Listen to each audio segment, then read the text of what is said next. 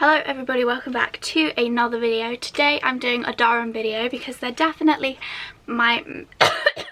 I was choking because I have an air freshener addiction. There is nothing to be concerned about that cough. They're definitely my most popular videos. So I'm going to do a series like I did last summer of like loads of different topics covered regarding going to Durham. Let's just get started with today's video. I'm Megan, by the way. I've just finished my second year doing business and management at Durham. It's business and management what I do, but it's very closely linked to marketing and management. So in first year we're the same course and then we separate slightly in second year. Let's just roll on in. This is a second year review. I'm sorry if you can hear the wind. I live in an attic bedroom, so it's either way too hot, way too cold, super windy, or rain. You cannot film in here if it's raining, so it's really difficult for me to actually find times where I can film, but here we are. First of all, I'm going to talk about the academic side. There will be a video specifically on the course, etc. But what I'm going to address here is the jump from first year to second year and that kind of thing. The jump from first year to second year, I would say, doesn't exist. I wouldn't say it was a jump, it's just you study different things. Out of compulsory modules, there's only one module that specifically follows on, and that's the research module, which is horrible whatever year you're in. In terms of the workload though, I would say there is a bit of a jump. There was like a 2-week space where I had like 5 summatives. I also had loads of other stuff on, which is quite stressful obviously, because when you're in first year you just have to pass summatives, whereas when you're in second year you actually have to do well in them. So the stress does increase a little bit, but there's definitely, in my experience anyway, there were definitely more summatives in second year. In case you don't know, a formative is just like a practice assignment that you still have to do, but a summative is the assignment that goes towards your final grade. The number of hours of class in my business classes didn't increase either. I had the same number of hours.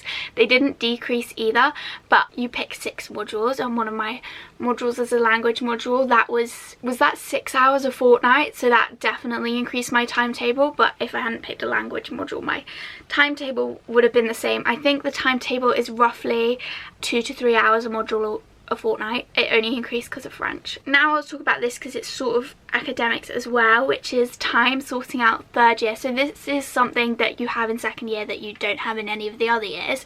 If you're doing a sandwich year, which most people on the business and marketing course are, a sandwich year is very common. So you either do a year out on placement or you do a study abroad. That definitely took a lot of time out of the year, like applying for placements and study abroad and things like that. I'll do a whole separate video on sorting out third year, but yeah, I'd say that's the one thing that's definitely added to second year, is trying to sort all of that out. It's quite stressful, and you definitely sense it when you're sitting in class and people are quite stressed about all of that. I'll talk about this more in the video. They're definitely more geared towards placements and you don't get as much guidance with a year abroad, which is what I'm doing, or technically doing, but we won't get into that. So you do notice the first term of second year you don't really have that many deadlines and things, and I think that is because they know people are doing a lot of sorting for the following year. The biggest difference of second year is that you move out. There's obviously some second years that stay in college,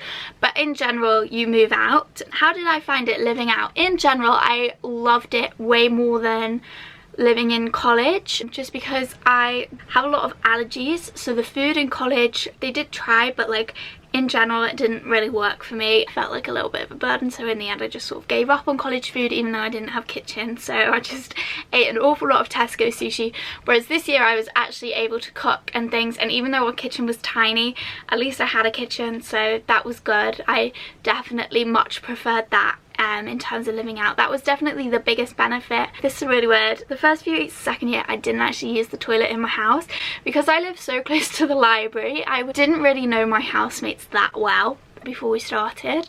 I was really scared to use the toilet in the house, so for maybe the first 3 or 4 weeks, every time I needed the toilet I would go to the library to go to the toilet, which is really weird and I wouldn't recommend, because it's like if you leave it too late you're like sprinting up the road. Yeah, but then in the end I did eventually get used to that, because when I was in college I would use not the toilets on my corridor, I would go downstairs and use the public toilets by the dining hall. So like I wasn't used to having so little people using the same facilities, but yeah, I got used to it in the end. That's a bit awkward. I think the biggest struggle I had is all the colleges are quite close together. So last year, even though I wasn't in the same colleges as my best friends, we still hung out quite a bit, like basically 24/7, because we were all quite close.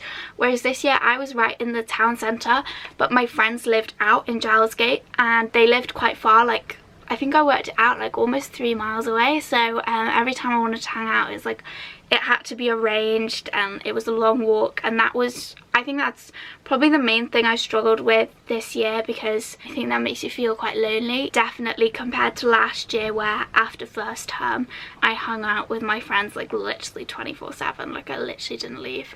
Compared to this year, it was a bit of a jump and I didn't really like it, but at the same time I did make friends with my house and I did have a lot of fun, and I often thought I was very lucky for the house that I had, considering I didn't really know them before, and I was very grateful for them throughout the year. But yeah, that was definitely the biggest struggle for me this year, because I think when you're not with your friends as much as well, it definitely has an effect on your mental health, being alone, even though you're not alone, but like feeling lonely.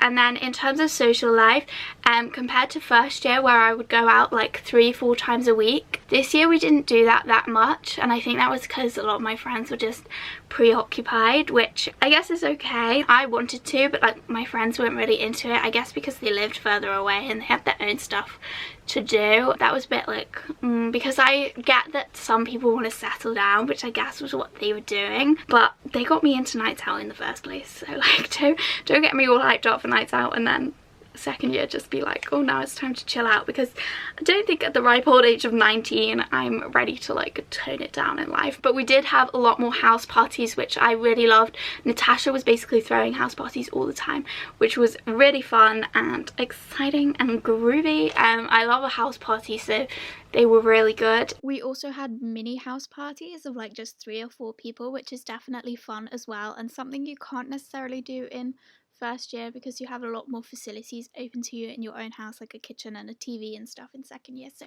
they were also fun to have that we couldn't do last year. Also, in terms of like formals and stuff, I went to barely any this year. I did go to the Christmas ball in business that was terribly organised. It was organised by a BNOC and everyone like loves him, but he's actually really rude to me, so.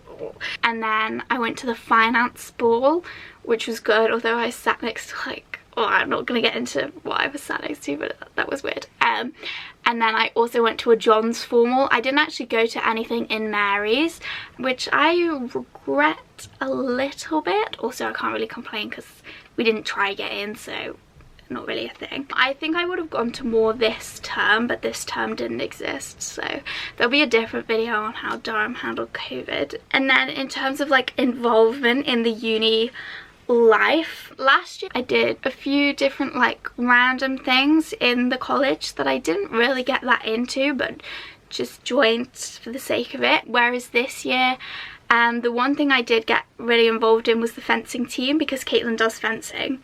So I basically became like the secretary of the women's, I can't remember what rank team it is, but of Caitlin's team. So I would go to their matches and like do the scoring, and it was actually really good. Like the whole team were like, Megan's our secretary, and it was really funny. And apparently one time I didn't go and they were like, where's our secretary, which actually made me want to cry. I felt part of something, and I even got to like travel to their matches, even though I was like completely illegitimate. Like I really enjoyed that, and it was like something to do on a Wednesday. Even if you're not good at a sport, if your friend's involved, see if there's something like that you can get involved in. Like I just went one afternoon, I think, because me and Caitlin were going somewhere afterwards, so I was just like, oh, I'll sit and wait, and then I got involved in it through that. And then also I did do a few things in the Durham community this year that definitely I wish I'd have done in first year as well, because they definitely really made my second year better. But they also, I joined them a bit late, so then COVID happened and I didn't get the best out of them.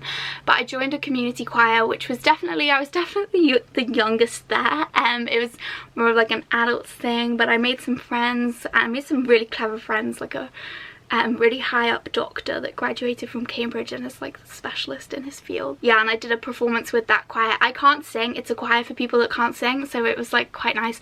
And we did a performance in a museum in Durham right before lockdown, and that was just on a Wednesday night, and I wish I'd have got involved with it sooner because that was really fun, and I really enjoyed that. And if I'm back in Durham for 4th year, like if COVID's all over and that's back on, I'll definitely be joining that. And then also we did pub quizzes on a Tuesday at this pub, which was also really good, but we didn't start it till 2nd term, so I wish we'd have started it earlier. But definitely getting involved, not just in Durham stuff, because that can be very bubbly, not as in woohoo bubbly, as in I'm trapped in a bubble. I'm definitely getting involved in stuff outside of the Durham bubble, especially if you find the Durham atmosphere a little bit suffocating.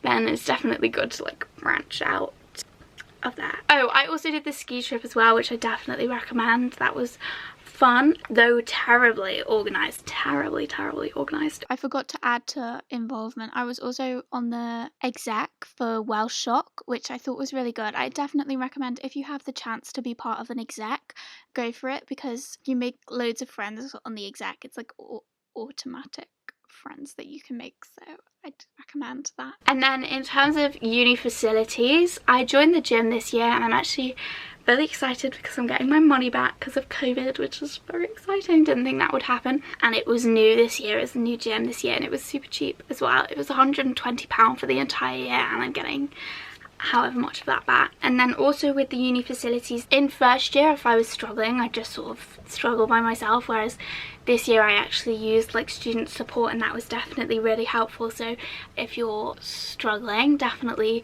get involved with the uni because they can help you a lot. To look back, I preferred 1st year. I think if we'd have had a 3rd term this year, because we didn't have a 3rd term, I might have preferred this year, because it was sort of like when lockdown started was just when I was starting to get into like a real groove. Even though the 1st term of 1st year was tricky, the 2nd and 3rd terms were really amazing.